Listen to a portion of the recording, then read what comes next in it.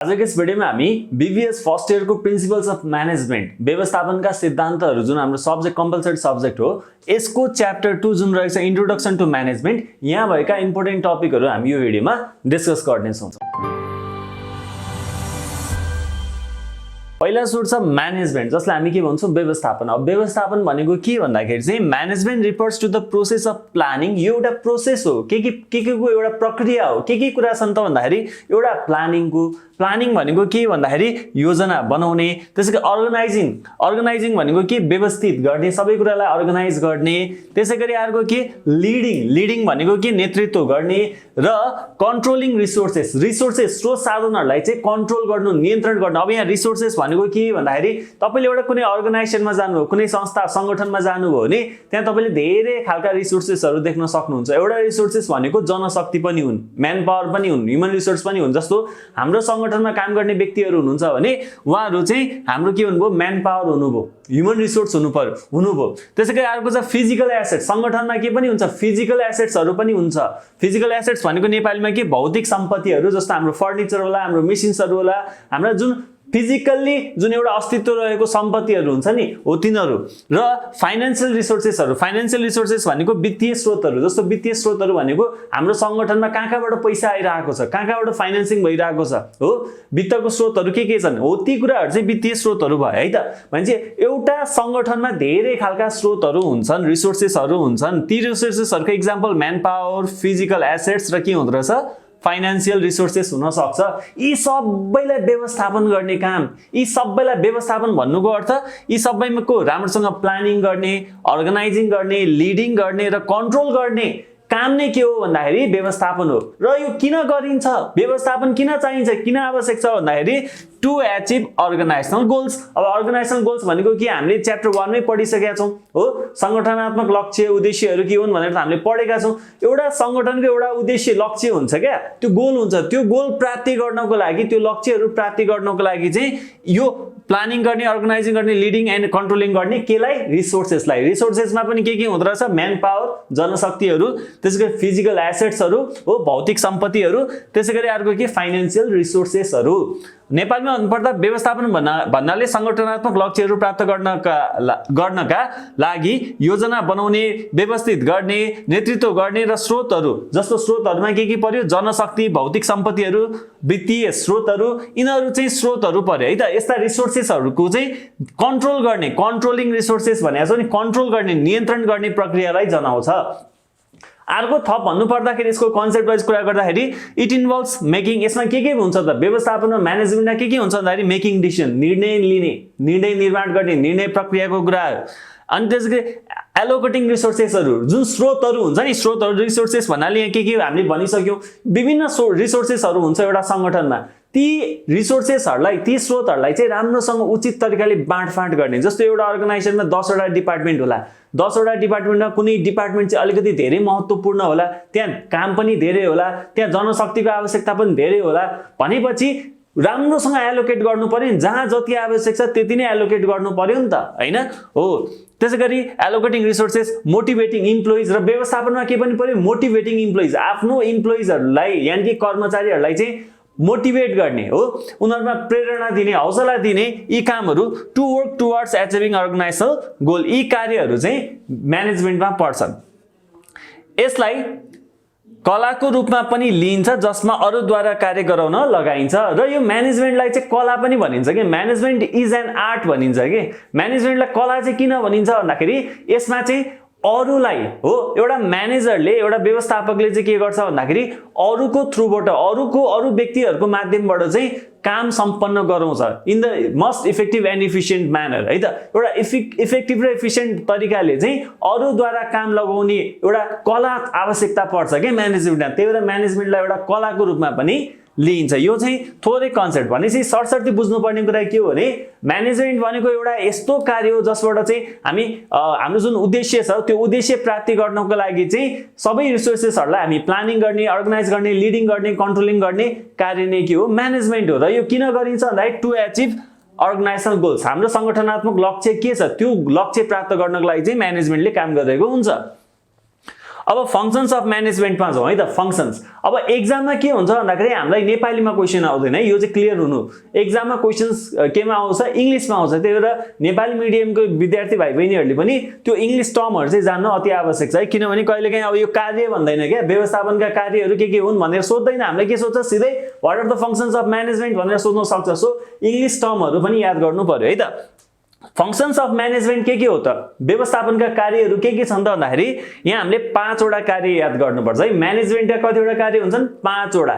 के planning, organising, staffing, directing र controlling. के प्लानिङ, त्यसैगरी अर्को के छ अर्गनाइजिङ, अर्को के छ स्टाफिङ, अर्को के छ डाइरेक्टिङ र लास्टमा के छ कन्ट्रोलिङ। भनेपछि यो 5 वटा कार्यहरू जुन हामीले यहाँ मेन्सन गरेका छौँ, प्लानिङ, अर्गनाइजिङ, स्टाफिङ, डाइरेक्टिङ र कन्ट्रोलिङ, यिनीहरू चाहिँ म्यानेजमेन्टका फंक्शन्सहरू। नेपालीमा भन्नुपर्दाखेरि प्लानिङ भनेको योजना बनाउने। योजना भनेको चाहिँ प्लानिङमा के पर्छ भन्दाखेरि जस्तो यसलाई पनि तपाईँले एक्सप्लेन गर्नु पर्यो भने तपाईँले के लेख्न सक्नुहुन्छ भन्दाखेरि प्लानिङ भनेको चाहिँ के गर्ने, कस्तो गर्ने, किन गर्ने, कसरी गर्ने, कहिले गर्ने, यी कुराहरूको what to do, how to do, when to do भन्ने जस्ता कुराहरू चाहिँ यो प्लानिङमा पर्छन् क्या है। अनि अर्को छ अर्गनाइजिङ। अर्गनाइजिङ भनेको संगठन। अब संगठन भनेको चाहिँ अब हाम्रो लक्ष्यहरू, हाम्रो अर्गनाइजेसनको स्ट्रक्चरहरू, हाम्रो संस्थाको ढाँचा कस्तो हुन्छ, अनि कुन डिपार्टमेन्ट हुन्छ, कुन डिपार्टमेन्टले कस्तो जिम्मेवारीहरू लिने, यी सबै, अनि रिसोर्सेसहरू ल्याउने, रिसोर्सेसहरू कहाँबाट ल्याउने, सबै कुराहरू चाहिँ यो संगठनमा पर्छन्। अनि अर्को छ स्टाफिङ।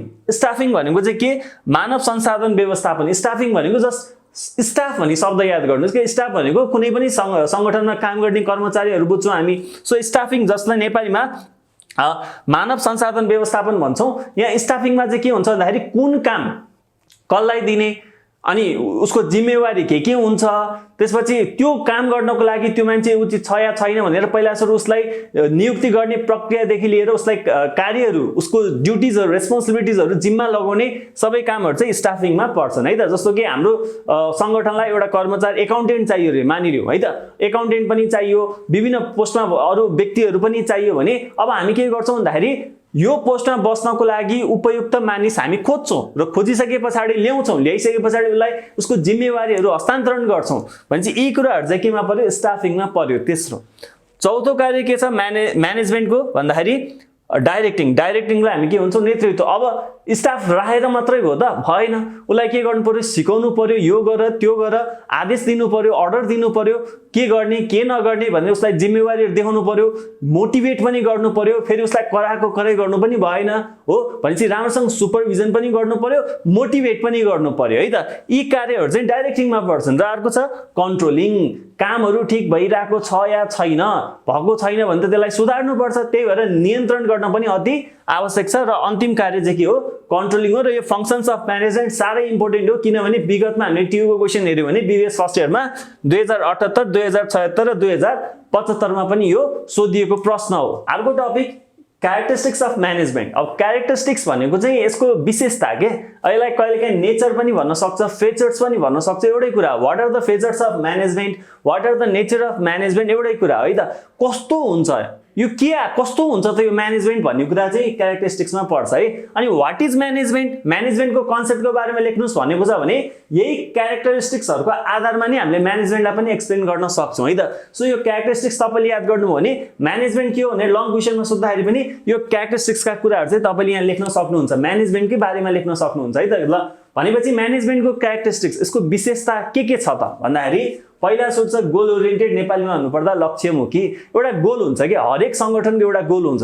कुनै संगठनको गोल के हुन्छ भन्दाखेरि नेपालको सबैभन्दा ठुलो हैन, जस्तो त्यो इन्डस्ट्री त्यो क्षेत्रको चाहिँ नेपालको सबैभन्दा ठुलो कम्पनी बन्ने होला, कसैको उद्देश्य के होला 2 लाख जति कस्टमर बनाउने होला हो, 2 लाख जति कस्टमरलाई चाहिँ सेवा सुविधा दिने, अथवा कुनै एउटा निश्चित गाउँमा हैन यो सेवा दिने, अथवा केही न केही एउटा लक्ष्य त हुन्छ नि त। धेरैलाई सर्भिस दिने, नाफा कमाउने, प्रॉफिट ओरिएन्टेड हो कि हो, कसैको सेल्स म्याक्सिमाइजेसन हुन्छ, कसैको प्रॉफिट म्याक्सिमाइजेसन हुन्छ, धेरै खालका गोलहरू हुन्छन्।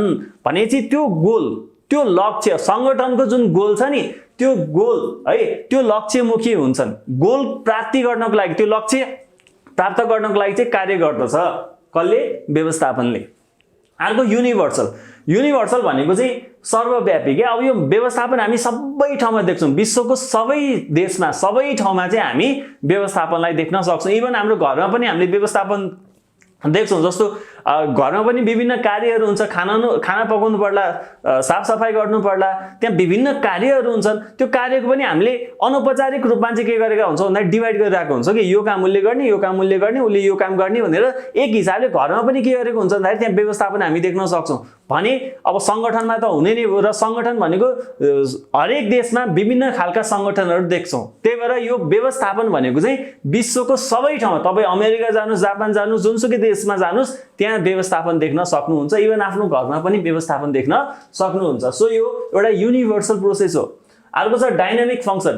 डाइनामिक फङ्सन भनेको गतिशील कार्य हो है त, किनभने व्यवस्थापनमा चेन्ज भइरहेको छ कि नयाँ नयाँ कुराहरू आइरहेको हुन्छ। हिजो जसरी काम गर्नु भएको थियो आज त्यसरी नै काम गर्छौ भन्नलाई हुन्छ त हुँदैन, किनभने वातावरणमा धेरै कुराहरू चेन्ज आइरहेका हुन्छन्। सो यो चाहिँ एउटा के हो, गतिशील कार्य पनि हो, र यसलाई चाहिँ हामीले कन्टिन्युअस प्रोसेसको रूपमा पनि लिन्छौँ है त। अनि अर्को छ ग्रुप एक्टिभिटी, र यो भनेको सामूहिक कार्य हो। एकजना मानिसले मात्रै गरेर व्यवस्थापन हुँदैन कि, व्यवस्थापन म्यानेजमेन्टको लागि चाहिँ त्यहाँ धेरै व्यक्तिहरू मिलेर काम गर्नुपर्छ। यो एउटा सामूहिक कार्य हो, ग्रुप एक्टिभिटी हो। अर्को यसको विशेषताको कुरा गर्दा कन्टिन्युअस प्रोसेस। म्यानेजमेन्ट आज एक दिन गर्यो, एक महिना गर्यो, अब छोडिदिने भन्ने हुँदैन। म्यानेजमेन्ट एउटा कन्टिन्युअस प्रोसेस हो। जस्तै एउटा सङ्गठन इस्टाब्लिस्ड भएदेखि त्यो सङ्गठन चाहिँ जबसम्म अस्तित्वमा रहन्छ तबसम्म त्यहाँ के हुन्छ, म्यानेजमेन्टको आवश्यकता पर्छ भनेपछि म्यानेजमेन्टको यति वर्षसम्म मात्रै म्यानेजमेन्टले काम गर्ने नत्र नगर्ने भन्ने चाहिँ हुँदैन। सो म्यानेजमेन्ट एउटा कन्टिन्युअस प्रोसेस हो, यो चलिराख्ने एउटा प्रोसेस हो, प्रक्रिया हो। त्यही भएर यसलाई हामी निरन्तर प्रक्रिया पनि भन्छौँ है त। अर्को छ सोसल प्रोसेस। सोसल प्रोसेस भनेको सामाजिक प्रक्रिया पनि हो, किनभने एउटा सङ्गठन त समाजमा रहेर कार्य गरिरहेका हुन्छन्, त्यो सङ्गठनमा काम गर्ने व्यक्तिहरू पनि समाजबाट आइरहेका हुन्छन् भनेपछि सङ्गठन पनि एउटा के हो भन्दाखेरि सोसल प्रोसेस हो, सामाजिक प्रक्रिया हो। अर्को छ बोथ साइन्स एन्ड आर्ट। म्यानेजमेन्टलाई चाहिँ हामीले विज्ञानको रूपमा पनि लिन सक्छौँ र कलाको रूपमा पनि लिन सक्छौँ। अब यसलाई एक्सप्लेन गर्नु पर्यो भने कसरी भन्दाखेरि management is both science and art. कसरी भन्दाखेरि विज्ञान किन भन्दाखेरि हामी यहाँ रिसर्च गर्छौँ हो, त्यसै गरी हामी केही प्रमाणित थ्योरिजहरूलाई चाहिँ एप्लाई पनि गर्छौँ र केही फ्याक्टमा रहेर कार्य गर्छौँ नि त, साइन्स भन्नको लागि। र आर्ट चाहिँ किन भन्यो भन्दाखेरि व्यवस्थापन भनेको जसले पनि गर्न सक्ने कार्य होइन, किनभने आफ्नो स्टाफलाई काम हराउनु छ, उसलाई मोटिभेट पनि गराउनु छ, ऊबाट रिजल्ट निकाल्नु छ। यो भनेको एउटा कला पनि हो के, एउटा ह्युमन स्किल्स पनि चाहिन्छ भने पछाडि यो चाहिँ एउटा कलाको रूपमा पनि लिइन्छ। तसर्थ म्यानेजमेन्ट एउटा साइन्स पनि हो र यसलाई एउटा कलाको रूपमा पनि लिइन्छ है, विज्ञान तथा कला। अर्को टपिक छ इमर्जिङ च्यालेन्जेस अफ म्यानेजमेन्ट, जसलाई यो इमर्जिङ च्यालेन्ज भनेर यदि क्वेसन आयो भने यसको नेपाली अर्थ चाहिँ के हुन्छ भन्दाखेरि उदीयमान चुनौतीहरू, जुन चाहिँ अहिले नयाँ नयाँ आउँदै गरेका चुनौतीहरू चाहिँ यसमा पर्छन् है त। के छ त व्यवस्थापनको लागि इमर्जिङ च्यालेन्जेसहरू के छन् त भन्दाखेरि एक नम्बरमा छ ग्लोबलाइजेसन, जसलाई हामी नेपालीमा भन्छौँ विश्वव्यापीकरण। अब अहिलेको जमाना भनेको ग्लोबलाइजेसनको जमाना हो है त। र अहिले के हुन्छ भन्दाखेरि जस्तो हामी नेपालमा बस्छौँ नि, नेपालमा बसिरहेको व्यक्तिहरूले चाहिँ बाहिरबाट आएका सामानहरू वस्तुहरू पनि हामीले उपभोग गर्न सक्छौँ र यसले गर्दाखेरि यहाँ भएका लोकल है जुन स्थानीय सङ्गठनहरू हुन्छन्, स्थानीय कम्पनीहरू हुन्छन्, उनीहरूलाई चाहिँ एउटा डरको सृजना थ्रेट हुन्छ क्या। किन थ्रेट हुन्छ भन्दाखेरि यहाँ जुन सानातिना सङ्गठनहरू हुन्छन् उनीहरूले तयार गरेको वस्तुहरू अलिकति महँगो हुन सक्छन् हो, क्वालिटीमा पनि त्यति क्वालिटी दिन नसकेको अवस्था हुन सक्छ र उनीहरूले चाहिँ त्यो ठुल्ठुला मल्टिनेसनल कम्पनीजहरूसँग कम्पिटिसन प्रतिस्पर्धा गर्न त गाह्रो हुन्छ। तसर्थ ग्लोबलाइजेसनले चाहिँ के हुन्छ भन्दाखेरि यहाँ एक्जिस्टिङ भएका नेसनल तथा लोकल जुन अर्गनाइजेसनहरू छ उनीहरूको लागि चाहिँ एउटा थ्रेट, एउटा डरको रूपमा चाहिँ कार्य गर्दछ है त। सो एउटा चुनौती भनेको के हो, ग्लोबलाइजेसन पनि हो। किनभने आज हामीले सामान बेचिरहेका छौँ, भोलि बाहिर विदेशबाट कुनै नयाँ कम्पनीले यहाँ सामान बेच्न थाल्यो भने हामीलाई थ्रेट हुन सक्छ। अर्को छ के डाइनामिक इन्भाइरोमेन्ट। अर्को के छ भन्दाखेरि यो जुन वातावरण छ नि, वातावरण चाहिँ के छ भन्दाखेरि गतिशील छ क्या, यो चेन्ज पनि भइरहेको छ। जस्तो हिजो जुन हाम्रो बिजनेस गर्दाखेरि हाम्रो वातावरण जस्तो थियो, आजको बिजनेसको जुन इन्भाइरोमेन्ट छ त्यो फरक भइसकेको छ। जस्तो हिजोको मार्केट जे थियो र आजको मार्केट सेम हुन्छ भन्ने छ त छैन, र आज मार्केट जस्तो छ भोलिको दिनमा मार्केटको इन्भाइरोमेन्ट चेन्ज हुन सक्छ। अब इन्भाइरोमेन्ट भन्नाले हामीले अगाडिको च्याप्टरमा पनि पढेका छौँ, च्याप्टर 1 मा जस्तो PEST भनेर पढेका थियौँ। P भनेको political and legal environment, E भनेको इकोनोमिक इन्भाइरोमेन्ट आर्थिक वातावरण हो, राजनीतिक तथा कानुनी वातावरण, अनि यस भनेको सोसियो कल्चरल हो सामाजिक र सांस्कृतिक वातावरण, र टी भनेको टेक्नोलोजिकल हो। भनेपछि विभिन्न खालका वातावरणहरू हुन्छन् हो, इन्टरनल र एक्सटर्नल इन्भाइरोमेन्टहरू हुन्छन्, तिनीहरूमा आउने चेन्ज। अर्को छ टेक्नोलोजिकल चेन्ज। प्रविधिमा पनि चेन्ज क्या। अब जस्तो प्रविधिमा तपाईँले हेर्नु भने धेरै चेन्ज देख्न सक्नुहुन्छ। आजभन्दा 20 वर्ष अगाडिको प्रविधि र आजभन्दा 10 वर्ष अगाडिको प्रविधि हेर्नुहोस्, त्यहाँ धेरै फरक देख्नुहुन्छ। र आजभन्दा 10 वर्ष अगाडिको प्रविधि र अहिलेको प्रविधि तपाईँले हेर्नुभयो भने धेरै फरक पाउनुहुन्छ। त्यही भएर सङ्गठनले चाहिँ जुन यो प्रविधिमा प्राविधिक कुराहरूमा जुन चेन्ज आइरहेको छ त्यसलाई पनि राम्रोसँग निहाल्नुपर्छ, किनभने कहिलेकाहीँ प्रविधिमा चेन्ज आउँदाखेरि हामी आउटडेटेड हुन सक्छौँ क्या हो। सो यो टेक्नोलोजिकल चेन्ज पनि के हो भन्दाखेरि एउटा थ्रेट हो। अर्को छ चेन्जिङ कल्चर है, परिवर्तनशील संस्कृति। अब अहिले के छ भन्दाखेरि यो कल्चरहरू वात्तै चेन्ज भएको छ कि जस्ट तपाईँ आफ्नै घरमा हेर्नु न, तपाईँको हजुरबा हजुरआमाहरूको जेनेरेसन र तपाईँको बुवा तपाईँको मम्मीहरूको जेनेरेसन हेर्नुभयो भने तपाईँले के पाउनुहुन्छ, ठुलो चेन्ज पाउनुहुन्छ। त्यसैले तपाईँको प्यारेन्ट्स र तपाईँको जेनेरेसनमा हेर्नुभयो भने ठुलो चेन्ज पाउनुहुन्छ कि भने चाहिँ यो कल्चर भन्ने कुरा यस्तो चाँडो परिवर्तन भइरहेको छ कि यसले पनि एउटा थ्रेट चाहिँ निम्त्याउँछ, किनभने हाम्रो कन्ज्युमर हाम्रो कस्टमरको पनि कल्चर चेन्ज भइरहेको छ, हाम्रा इम्प्लोइहरूको पनि कल्चरहरू चाँडै नै चेन्ज भइरहेका छन्। यसले गर्दाखेरि चाहिँ यो अर्गनाइजेसनलाई चाहिँ यो व्यवस्थापनलाई चाहिँ एउटा चुनौतीको रूपमा चाहिँ उनीहरूले लिनुपर्ने हुन्छ यो कुरालाई। त्यसैगरी अर्को छ के भन्दाखेरि इम्प्लोइ इम्पावरमेन्ट। इम्प्लोइ इम्पावरमेन्ट जसलाई नेपालीमा हामी भन्छौँ कर्मचारी सशक्तिकरण। अब अहिलेको प्राय सङ्गठनहरूले चाहिँ यो कर्मचारी सशक्तिकरणमा अलिकति ध्यान दिएका हुन्छन् है त। जस्तो कर्मचारीहरूलाई पनि छुट्टै डिसेन्ट्रलाइज गर्ने र छुट्टै अधिकार दिने, उनीहरूलाई पनि निर्णय लिन सक्ने त्यस्तो वातावरण बनाउने, यो कार्यहरू चाहिँ आजका सङ्गठनहरूमा हुँदै गइरहेको छ है। पहिला पहिला चाहिँ के हुन्थ्यो, माथि टप लेभलले जे भन्यो त्यही हुन्थ्यो र लोवर लेभललाई चाहिँ डिसिसन लिने अधिकार हुँदैन थियो। तर अहिले चाहिँ के छ भन्दाखेरि कर्मचारीहरू लो लेभलका कर्मचारीहरूलाई पनि धेरै खालका डिसिसन लिने अधिकारहरू चाहिँ दिएका हुन्छन्। अब टप लेभलको डिसिसन चाहिँ दिन पाइँदैन, तर साना साना अपरेसनल लेभलका हो त्यो डिसिसनहरू चाहिँ लिने अथोरिटी चाहिँ अहिले चाहिँ लोवर लेभल इम्प्लोइहरूलाई पनि सङ्गठनमा दिएको हामी देख्छौँ। अर्को छ क्वालिटी एन्ड प्रोडक्टिभिटी। अब क्वालिटी मेन्टेन गर्न सक्नु पर्यो कि, किनभने जस्तो हाम्रो सङ्गठनले हाम्रो व्यवस्थापनले चाहिँ राम्रो क्वालिटी दिन सकेन भने नयाँ अर्को कुनै कम्पनीले नयाँ राम्रो खालको क्वालिटी ल्याइदियो भने के हुन्छ, हामीलाई थ्रेट हुन्छ, हाम्रो कस्टमरहरू चाहिँ अर्कै कम्पनीले लान सक्छ हो। भनिसके पछाडि क्वालिटी मेन्टेन गर्न सक्नु पर्यो र प्रोडक्टिभिटी। अब उचित रूपमा हामीले प्रोडक्सन पनि गर्न सक्नु पर्यो। जस्तो डिमान्ड धेरै आयो, उपभोक्ताहरूले धेरै माग गरिरहेका छन्, तर हामीले त्यो बराबरको उत्पादन गर्न सकेनौँ भने अब हाम्रा कस्टमरहरू चाहिँ बिस्तारै उनीहरू के गर्छन्, अरू प्रडक्टतिर अरू कम्पनीले प्रोभाइड गरेको गुड्स एन्ड सर्भिसेसतिर डाइभर्ट हुन सक्छन्। सो क्वालिटी एन्ड प्रोडक्टिभिटीलाई मेन्टेन गर्नु पनि एउटा चुनौती हो। अब कुरा गरौँ प्रिन्सिपल्स अफ म्यानेजमेन्ट, व्यवस्थापनका सिद्धान्तहरू है। व्यवस्थापनका सिद्धान्तहरू हाम्रो सब्जेक्टको नाम पनि खास त यही हो र यहाँ चाहिँ एउटा टपिक पनि यही आयो है त, सेम है त। म्यानेजमेन्टका 14वटा सिद्धान्तहरू छन्। अब यो 14वटा सिद्धान्त चाहिँ कसले दिए त, यो सिद्धान्तहरू प्रतिपादन गर्ने को हुन् त भनेर यदि प्रश्न आयो भने हामीले के भन्न सक्छौँ भन्दाखेरि हेनरी फेयल है। हेनरी फेयल जसको जन्म 1841 एडीमा भएको थियो र उनको देहावसान चाहिँ 1925 एडीमा भएको थियो। उनले दिएको सिद्धान्तहरू है, र उनले 14वटा सिद्धान्तहरू दिएका थिए र त्यही 14वटा सिद्धान्तहरू चाहिँ अब हामी यहाँ पढ्न गइरहेका छौँ। हेनरी फेयल चाहिँ एउटा फ्रेन्च माइनिङ इन्जिनियर पनि हुन् र उनले दिएका सिद्धान्तहरू नै हामी यो प्रिन्सिपल्स अफ म्यानेजमेन्ट भनेर आजसम्म पनि 14वटा सिद्धान्तहरू चाहिँ उनले दिएका सिद्धान्तहरू भनेर पढिरहेका छौँ। ल यो 14वटा सिद्धान्तहरू के छन् भन्दाखेरि हामीले लिस्ट आउट पनि गरेका छौँ। अब यसलाई वन बाई वन डिस्कस गरौँ है त।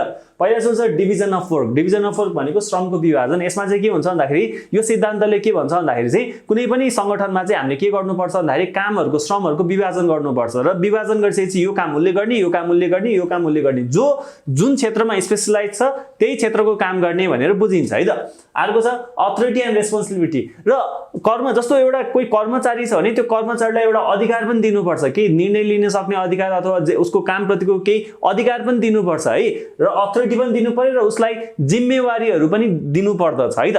र अर्को छ डिसिप्लिन। र एउटा सङ्गठनमा एउटा व्यवस्थापनमा चाहिँ के हुनुपर्छ भन्दाखेरि अनुशासन हुनुपर्छ, सबैजना अनुशासित हुनुपर्दछ। टप लेभलदेखि लोवर लेभलसम्म मिडल लेभलका सबै के हुनु पर्यो, अनुशासित हुनु पर्यो। अर्को छ युनिटी अफ कमान्ड। यसको अर्थ चाहिँ नेपालीमा चाहिँ के भन्छौँ हामी, आदेशको एकता। यसको अर्थ चाहिँ के हो भने जस्तो एउटा सङ्गठनमा जस्तो एउटा कर्मचारी छ, त्यो कर्मचारीलाई चाहिँ धेरैजनाले अर्डर दिनु हुँदैन भन्छ क्या यो सिद्धान्तले। जस्तो कि एउटा कर्मचारी छन् भने त्यो कर्मचारीलाई अर्डर दिने भनेको जम्मा एकजना हुनुपर्छ, एकजना सुपिरियरले मात्रै उसलाई यो काम गर यो काम नगर भनेर अर्डर दिने काम गर्छन् है त। र कस्तो हुन्छ भन्दाखेरि एउटा कर्मचारी छ अनि उसलाई 8-10 जना आएर चाहिँ हैन ल यो काम गर त्यो काम गर यो गर त्यो गर एकछिनमा एउटाले एउटा काम दिइराको छ फेरि अर्को आएर फेरि एकैछिनमा यो काम गर भनेर भनिरहेछ भने त्यसले चाहिँ डिसब्यालेन्स हुन्छ क्या। त्यही भएर एकजनालाई एउटाले मात्रै अर्डर दिने हो यस्तो खालको चाहिँ सिस्टम हुनुपर्छ र यसलाई नै के भनिन्छ युनिटी अफ कमान्ड आदेशको एकता। एकजनालाई एउटाले मात्रै एकचोटीमा अर्डर दिन मिल्ने।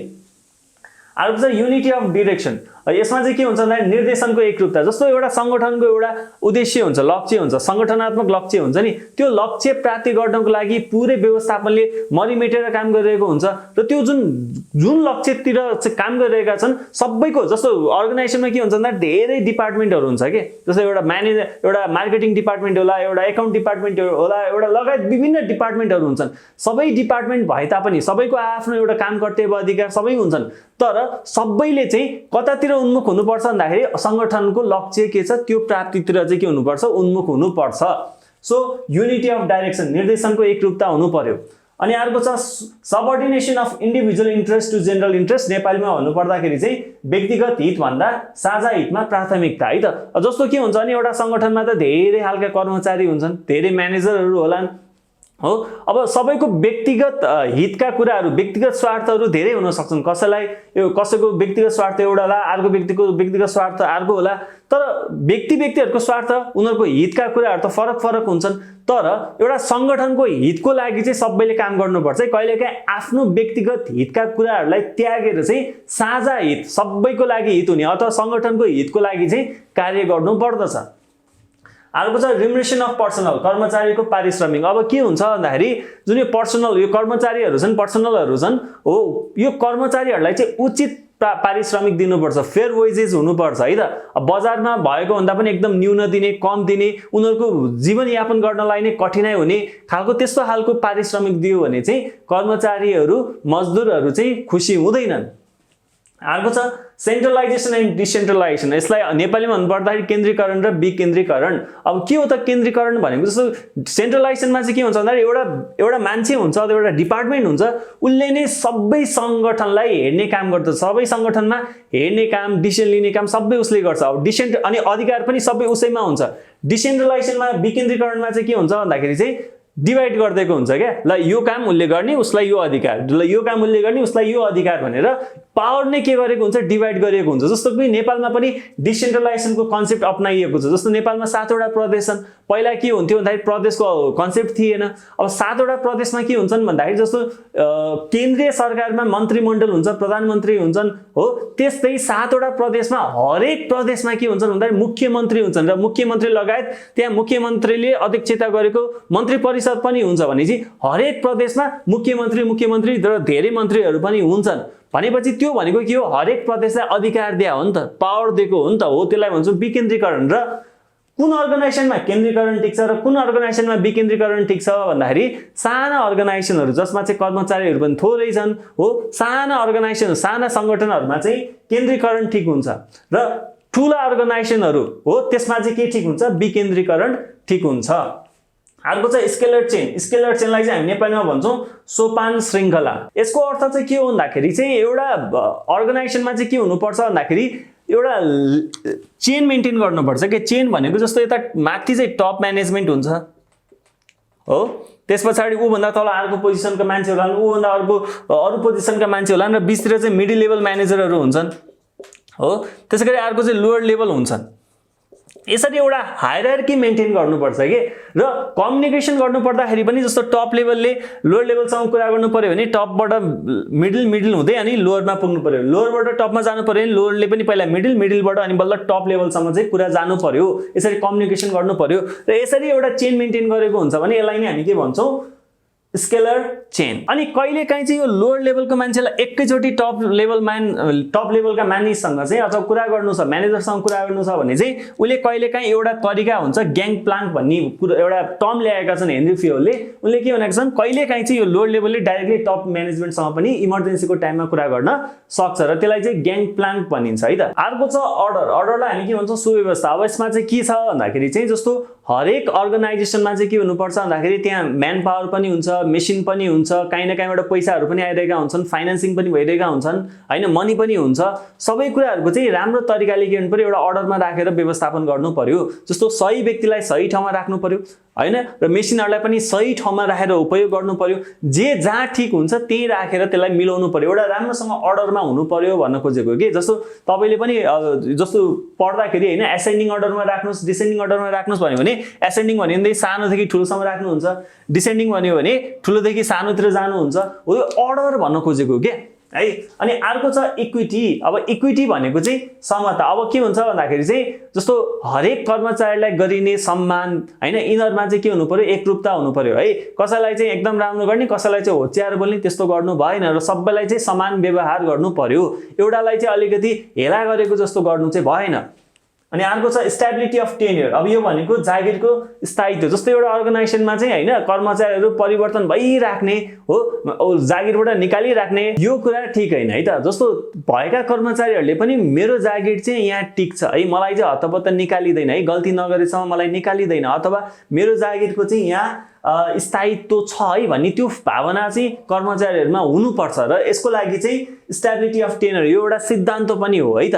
यसलाई चाहिँ एउटा सिद्धान्तको रूपमा चाहिँ हेनरी फ्योलले राखेका छन्। अर्को छ इनिसिएटिभ, पहल। अब यसमा चाहिँ के हुनु पर्यो भन्दाखेरि चाहिँ हरेक कर्मचारीबाट, चाहे त्यो टप लेभलका हुन्, मिड लेभलका हुन्, लो लेभलका हुन् हैन, सबै तहका कर्मचारीहरूले डिसिजन मेकिङमा, सल्लाह सुझावहरू दिने प्रक्रियामा र कार्य गर्दाखेरि चाहिँ सबैको इनिसिएसन हुनुपर्छ, सबैको उचित रूपमा पहल चाल्नु पर्दछ। र यसको लागि चाहिँ लोयर लेभलको पनि सल्लाह सुझावहरू लिनुपर्ने हुन्छ र पहलको कुरा भयो है त। अब अर्को छ स्प्रिट द कर्प्स। अब स्प्रिट द कर्प्स भनेको एउटा फ्रेन्च टर्म हो है, किनभने हेनरी फ्योल त एउटा फ्रेन्च माइनिङ इन्जिनियर हुन् र उनले एउटा फ्रेन्च शब्द राखेका छन् जसको अर्थ चाहिँ के भन्दाखेरि सहयोगको भावना। र हामीले यहाँ लेख्दाखेरि 14 वटा प्रिन्सिपलमा स्प्रिट द कर्प्स नै हो है त, यही लेख्नुपर्छ। र यसलाई नेपालीमा भन्नुपर्दा चाहिँ सहयोगको भावना। जस्तो संगठनमा त अघि हामीले विशेषताको कुरा गर्दाखेरि के भनेका थियौँ, ग्रुप एक्टिभिटी हो भनेका थियौँ, सामूहिक कार्य हो भनेका थियौँ अघि विशेषताको कुरा गर्दाखेरि। र एउटा संगठनमा या भने एउटा व्यवस्थापनमा एउटा सामूहिक गतिविधि हुन्छन्, सामूहिक कार्य हुन्छन्,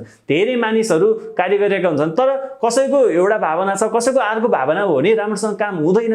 त्यही भएर सबैमा चाहिँ एउटा प्राइडको कुरा हुनुपर्छ र सबैको भावना र सबैमा चाहिँ सहयोगको भावना हुनुपर्छ भन्ने चाहिँ एउटा सिद्धान्त हो है त। उसले उसलाई सहयोग गर्ने, उसले उसलाई सहयोग गर्ने, सबैले एक आपसलाई सहयोग गर्ने खालको भावना चाहिँ हुनुपर्छ। अब एक्जाममा हामीलाई लङ क्वेसन आयो भने यो सबै एउटा प्रिन्सिपलहरूको बारेमा हामीलाई लेख्नु पनि भन्न सक्छ होला हैन। र कहिलेकाहीँ चाहिँ के हुन्छ, यहाँ मध्येबाट हामीलाई 2 मार्क्समा क्वेसन पनि आउँछ कि, जस्तो कि यो स्केलेट चेनको बारेमा हामीलाई 2 मार्क्सको क्वेसन 2077 सालमा सोधिएको थियो। त्यसैगरी यो युनिटी अफ कमान्ड भनेको के हो भनेर चाहिँ हामीलाई 2071 सालमा 2 मार्क्सको क्वेसन सोधिएको थियो। र यहाँ भएका टर्महरूको मिनिङ तपाईँले जान्नुपर्छ। यहाँबाट 2 मार्क्सको क्वेसन पनि सोध्न सक्छ, कुनैको कुरा राखेर यो भनेको के हो भनेर सोध्न सक्छ। अब अर्को टपिक म्यानेजर। म्यानेजर जसलाई हामी नेपालीमा भन्छौँ व्यवस्थापक। अब हु इज म्यानेजर अथवा व्यवस्थापक भनेको को हो भन्दाखेरि manager refers to a person. म्यानेजरले एउटा यस्तो व्यक्तिलाई जनाउँछ जो चाहिँ रेस्पोन्सिबल छन् to manage the company or firm. त्यो कम्पनी, त्यो फर्मलाई चाहिँ व्यवस्थापन गर्नको लागि चाहिँ जो चाहिँ जिम्मेवार छन् ती व्यक्ति नै को हुन् त, व्यवस्थापक हुन् है त। Managers vary from top level to bottom level. र सबै म्यानेजर भन्नासाथ सबै एउटै लेभलका हैन, एउटै पोजिसनका हुन्छन् भन्ने छैन। म्यानेजरहरू टप लेभलदेखि लोयर लेभलसम्मका म्यानेजर्सहरू हुन सक्छन्। They are the true decision makers in the company. र कम्पनीमा कुनै पनि फर्म अर्गनाइजेसनमा चाहिँ डिसिजन लिने, निर्णय लिने त्यो भनेको चाहिँ मुख्य कसले हो भन्दाखेरि व्यवस्थापकहरूले नै हो। व्यवस्थापकहरूले नै डिसिजन लिने काम गर्छन्। They are engaged in planning, organising, directing and controlling as well as motivating employees. उनीहरू केमा आबद्ध हुन्छन् भन्दाखेरि प्लानिङ, योजना बनाउने हो, अर्गनाइजिङ सङ्गठन, त्यसैगरी डाइरेक्टिङ हैन, यो गर त्यो नगर भनेर आदेश दिने हो। अनि अर्को के कन्ट्रोलिङ गर्ने हैन। अब कन्ट्रोल गर्नु भनेको नियन्त्रण गर्नु भन्ने बुझियो। सो अनि as well as motivating employees, कर्मचारीहरूलाई चाहिँ अलिकति मोटिभेट गराउने, यी कार्यहरूमा, यी फङ्सन, यी वर्कहरूमा चाहिँ उनीहरू आबद्ध हुन्छन्, इन्गेज हुन्छन् है त। सो नेपालीमा भन्नुपर्दाखेरि व्यवस्थापक एक जिम्मेवार व्यक्ति हुन्, एउटा जिम्मेवार व्यक्ति हुन् जसले संगठनका कार्यलाई सरलपूर्वक सञ्चालन गर्नका लागि योजना, संगठन, निर्देशन, नियन्त्रण गर्ने र कर्मचारीहरूलाई उत्प्रेरित गर्न कार्य गर्दछन्। उत्प्रेरित गर्ने, मोटिभेट गर्ने कार्य चाहिँ एउटा व्यवस्थापकले गर्ने गर्दछन् र त्यस्तो व्यक्ति जसले चाहिँ यी कार्यहरू गर्छन् उनलाई नै हामी के भन्छौँ त? व्यवस्थापक या भनौँ म्यानेजर भन्छौँ। म्यानेजरमा हुनुपर्ने सिपहरू के हो त भने चाहिँ यसलाई भन्छ म्यानेजरियल स्किल्स है।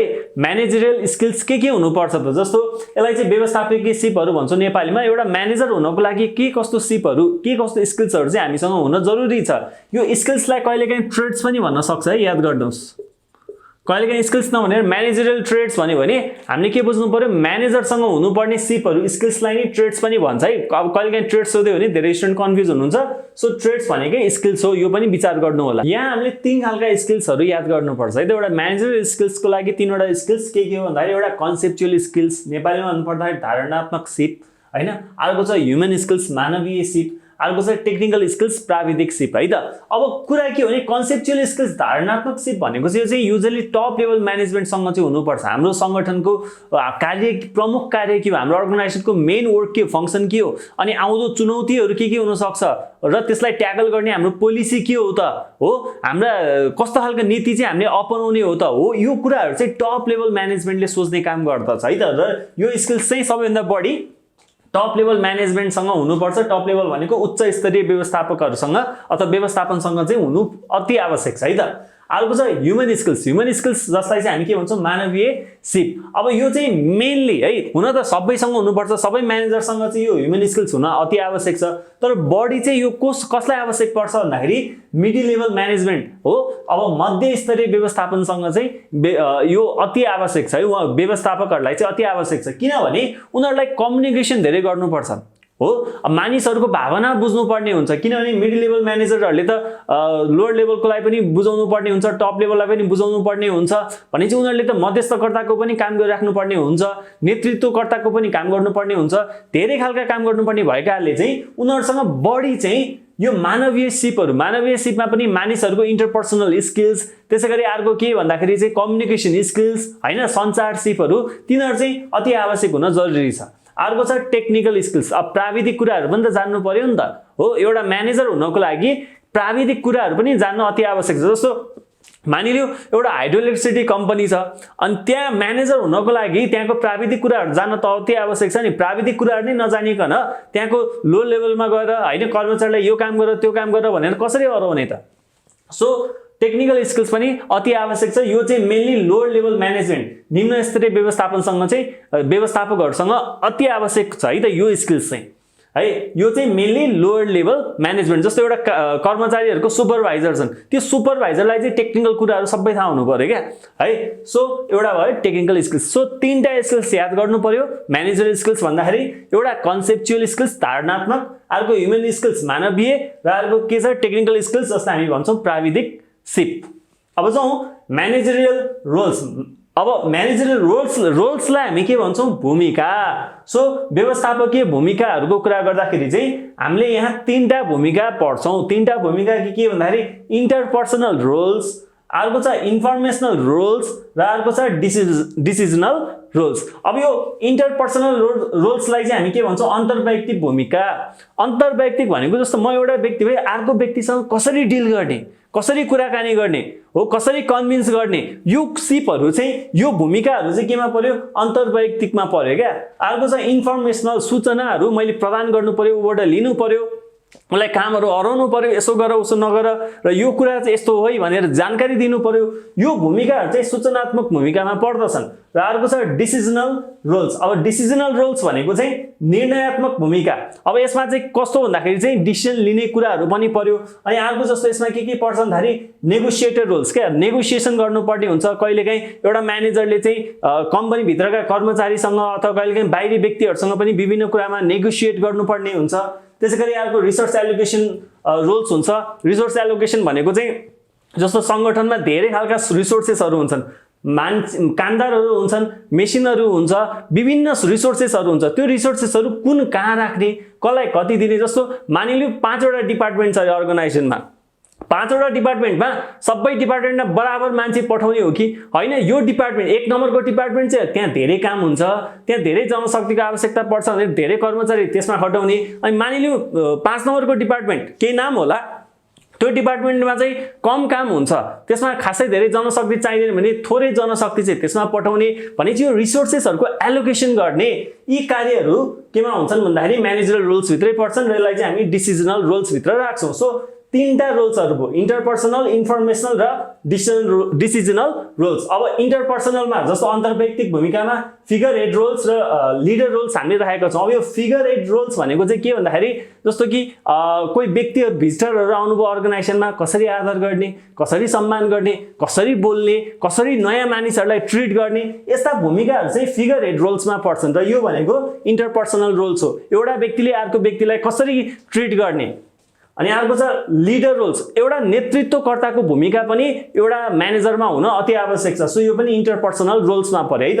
अनि इन्फर्मेसनल रोल्समा चाहिँ के पर्यो, मनिटर रोल्स, मनिटर गर्ने हो, यसो गर यसो नगर, के भइरहेछ हेर्ने हैन। त्यसैगरी स्पोक्स पर्सन रोल्स, अब स्पोक्स पर्सनलाई चाहिँ अब युजुअली हामी प्रवक्ता भनिरा हुन्छौं नि हैन, जस्तो कि इन्फर्मेसन दिने क्या, जस्तो कर्मचारीलाई चाहिँ ल यस्तो यस्तो भएको छ, यस्तो यस्तो जानकारी आएको छ है भनेर जानकारी दिने, अथवा बाहिरी व्यक्तिहरुलाई आउटसाइडरहरुलाई पनि ल यो यस्तो यस्तो हाम्रो संस्थाको बिहाफमा चाहिँ उले यो कुरा भएको छ, यो जानकारी छ भनेर बाहिरी व्यक्तिहरुलाई जानकारी दिने, मिडियाहरुलाई जानकारी दिने, यो भूमिकाहरु चाहिँ इन्फर्मेसनल रोल्स भयो। किन कहिलेकाहीँ म्यानेजरले मिडियालाई पनि जवाफहरु दिनुपर्ने हुन्छ। अनि अर्को छ डिसिजनल रोल्स, यसमा चाहिँ अब के पर्यो, नेगोसिएटर रोल्स, एउटा नेगोसिएटर भएर भूमिका निर्वाह गर्नु पर्यो। अर्को रिसोर्स एलोकेसन रोल्स जुन अघि भर्खर हामीले डिस्कस गर्यौं। अब अर्को टपिक छ different hierarchical level among managers. म्यानेजरहरुको पनि विभिन्न तहहरु हुन्छन्, ती तहहरुलाई हामी के भन्छौं, हायरार्किकल लेभल्स भन्छौं है त। सो म्यानेजरहरुको विभिन्न तह हुन्छ, सबै म्यानेजर एकै नाचका हुँदैन, एउटै तहका हुँदैनन्। सो तीनटा तह हुन्छ भनेर यो पनि याद गर्नु है त। टप लेभल म्यानेजमेन्ट के हुन्छ, पहिला सुरु टप लेभल म्यानेजमेन्ट, अर्को हुन्छ मिडल लेभल म्यानेजमेन्ट, अर्को हुन्छ कि lower level management. Top level म्यानेजमेन्टलाई हामी के भन्छौं, उच्च स्तरीय व्यवस्थापन। त्यसैगरी मिडल लेभल म्यानेजमेन्टलाई नेपालीमा के भन्छौं, मध्य स्तरीय व्यवस्थापन, र लोअर लेभल म्यानेजमेन्टलाई हामी के भन्छौं, निम्न स्तरीय व्यवस्थापन। यो तीन खालका व्यवस्थापन हुन्छन्। अब यिनीहरुको बारेमा जस्तो यो टपिकसँग रिलेटेड यदि क्वेशन आयो भने अब हामीले त नाम मात्र लेखेर पुगेन। सो यहाँ अरु कुरा के लेख्न सक्छौं भन्दाखेरि टप लेभल म्यानेजमेन्टमा को पर्छन् त, यो उच्च स्तरीय व्यवस्थापनमा को हुन्छन् त भन्दाखेरि बीओडी मेम्बर्स, सञ्चालक समितिका सदस्यहरू हैन, बीओडी बोर्ड अफ डाइरेक्टर, अनि चेयरम्यान त्यो संस्थाको अध्यक्ष, सीईओ चिफ एक्जिक्युटिभ अफिसर हैन, त्यसैगरी म्यानेजिङ डाइरेक्टर एमडी, त्यो संगठनका म्यानेजिङ डाइरेक्टर, सीईओ, बीओडी हैन, चेयरम्यान को छन् हो, उहाँहरु चाहिँ केमा पढ्नुहुन्छ, टप लेभल म्यानेजमेन्टमा पढ्नुहुन्छ। टप लेभल म्यानेजमेन्टको मुख्य कार्य के हो त, हामी यहाँ लेखेका छौं, जस्तो फर्मुलेट गोल्स, संगठनको लक्ष्य के हो त्यो लक्ष्य निर्माण गर्ने, मिशन के हो, स्ट्र्याटेजिक प्लान, स्ट्र्याटेजिक भनेको रणनीतिक योजनाहरू र पोलिसिजहरू, यिनीहरू प्लान एन्ड पोलिसिजहरू बनाउने, यी कुराहरू चाहिँ कुन लेभलबाट बन्छ, टप लेभल म्यानेजमेन्टबाट बन्छ। त्यसैगरी एपोइन्ट मिडल लेभल म्यानेजर्स, अनि यो टप लेभलले के गर्छ, मिडल लेभल म्यानेजरलाई छनौट गर्ने काम गर्छ के। मिडल लेभल म्यानेजमेन्टमा अथवा मिडल लेभल म्यानेजर्सहरू को राख्ने भनेर टप लेभलले डिसिजन लिन्छ। अनि कहिलेकाहीँ चाहिँ and sometimes lower level position, कहिलेकाहीँ साना अरु तहहरूको व्यक्तिहरू पनि, अरु तहका कर्मचारीहरू पनि छनौट गर्ने काम चाहिँ टप लेभल म्यानेजमेन्टले पनि गर्छन्। अब जाउँ मिडल लेभल म्यानेजमेन्ट। अब टप लेभल म्यानेजमेन्टमा त सञ्चालक समितिका सदस्यहरू, बीओडी मेम्बर्सहरू, सीईओ, चेयरम्यान, म्यानेजिङ डाइरेक्टर पर्दा रहेछन् भने मिडल लेभल म्यानेजमेन्टमा चाहिँ को पर्छन् भन्दाखेरि head of department or branches. जस्तो एउटा कम्पनी छ भने कम्पनीको विभिन्न डिपार्टमेन्ट हुन्छ क्या, जस्तो एउटा मार्केटिङ डिपार्टमेन्ट होला, एउटा फाइनान्स डिपार्टमेन्ट होला, एउटा एकाउन्ट डिपार्टमेन्ट होला, विभिन्न खालका डिपार्टमेन्ट हुन्छन्। त्यो डिपार्टमेन्टको हेडलाई चाहिँ हामी के भन्छौँ त, मिडल लेभल म्यानेजमेन्ट भन्छौँ। अब उसले चाहिँ त्यो आफ्नो डिपार्टमेन्टलाई ह्यान्डल गर्ने भयो, आफ्नो डिपार्टमेन्टमा उसले विभिन्न नीति नियमहरू पनि बनाउन सक्छ, आफ्नो डिपार्टमेन्टको लागि एउटा छुट्टै प्लानहरू पनि उसले बनाउन सक्ने भयो। Implementing organisational plans and policies, top level म्यानेजमेन्टले निर्धारण गरेको प्लान एन्ड पोलिसी छ नि, त्यसलाई कार्यान्वयन गर्ने काम कसको हो त, मिडल लेभल म्यानेजमेन्टको एउटा। अर्को छ coordination between department and division. अब यो मिडल लेभल म्यानेजमेन्टको काम के पनि हुन्छ भन्दाखेरि चाहिँ जस्तो एउटा डिपार्टमेन्ट र अर्को डिपार्टमेन्ट, तीनटा डिपार्टमेन्ट छ भने त्यो डिपार्टमेन्ट डिपार्टमेन्टहरू बीच पनि के हुनुपर्छ, एउटा कोअर्डिनेसन हुनुपर्छ, समन्वय हुनुपर्छ, र त्यो समन्वय गर्ने काम पनि यो म्यानेजरहरूको। त्यसैगरी making plans for respective units and sub units, जस्तो डिपार्टमेन्टको लागि आफूले प्लान बनाउने, डिपार्टमेन्टभित्र पनि विभिन्न युनिटहरू बनाएको छ भने त्यो सबै युनिटको चाहिँ के गर्ने, प्लान एन्ड पोलिसिजहरू बनाउने। यो कार्य चाहिँ मिडल लेभल म्यानेजमेन्टको हो। अब अर्को जाउँ लोवर लेभल म्यानेजमेन्ट। अब लोवर लेभल म्यानेजमेन्टमा चाहिँ को हुन्छन् भन्दाखेरि सुपरभाइजरहरू हैन, त्यसैगरी सेल्स अफिसरहरू र विभिन्न एकाउन्ट अफिसरहरू, सेल्स अफिसरहरू, सुपरभाइजर, उनीहरू चाहिँ केमा पर्छन्, लोवर लेभल म्यानेजमेन्टमा पर्छन्, निम्न स्तरीय व्यवस्थापनमा पर्छन्। उहाँहरूको भूमिका के हुन्छ भन्दाखेरि प्लानिङ एन्ड उहाँहरूको भूमिका भनेको planning and implementing activities in their respective units and sub units. आफूलाई दिएको जुन प्लान एन्ड पोलिसिज, अर्गनाइजेसनको जुन प्लान एन्ड पोलिसिज छ त्यसको लागि इम्प्लिमेन्ट गर्ने, त्यो प्लानहरूलाई चाहिँ लागू गर्ने, कार्यान्वयन गर्ने काम चाहिँ उहाँहरूको हो। आफ्नो युनिटमा र आफ्नो सब युनिटमा चाहिँ कार्यान्वयन गराउने। त्यसैगरी offering required working environment and tools to worker. अनि कर्मचारीहरू हुन्छ नि, अरू कामदारहरू हुन्छ नि, कर्मचारीहरूलाई आवश्यक पर्ने, काम गर्न चाहिने जुन वातावरण छ त्यो वातावरण सृजना गर्ने, उनीहरूलाई जस्तो कुन मेसिन चाहिन्छ, कुन औजार चाहिन्छ, ती कुराहरूको व्यवस्थापन गर्ने, यी कार्य चाहिँ कसले गर्छन्, लोवर लेभल म्यानेजमेन्टले गर्छन्, जसमा चाहिँ usually supervisor, account officer, sales officer उहाँहरू पर्नुहुन्छ।